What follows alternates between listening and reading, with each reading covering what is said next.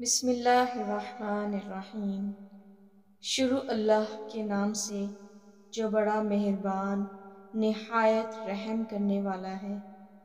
نبی کریم صلی اللہ علیہ وآلہ وسلم نے فرمایا، بدگمانی سے بچتے رہو، کیونکہ بدگمانی سب سے جھوٹی بات ہے، اور لوگوں کے رازوں کی کھود کرید نہ کیا کرو، اور نہ لوگوں کی نجی گفتگو کو کان لگا کر سنو۔ آپس میں دشمنی نہ پیدا کرو، بلکہ بھائی بھائی بن کر رہو۔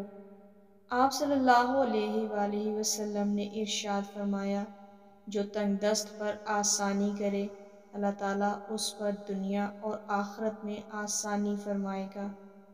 بندگی ہی اللہ کی نعمتوں کی قدر ہے۔ آپ صلی اللہ علیہ وآلہ وسلم کا فرمان ہے، قیامت کے دن سب سے پہلے بندے سے جن نعمتوں کے بارے میں سوال کیا جائے گا ان میں سے ایک ہے، اس سے کہا جائے گا، کیا میں نے تمہارے لیے تمہارے جسم کو تندرست اور ٹھیک ٹھاک نہ رکھا اور تمہیں ٹھنڈا پانی نہ پلاتا رہا؟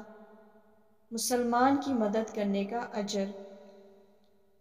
حضرت عبداللہ بن عمر رضی اللہ تعالیٰ عنہ سے روایت ہے کہ رسول کریم صلی اللہ علیہ وآلہ وسلم نے فرمایا، جو شخص کسی مسلمان کی دنیاوی مشکل حل کرتا ہے، اللہ تعالیٰ اس کی قیامت کی مشکلات میں سے کوئی مشکل حل فرمائے گا۔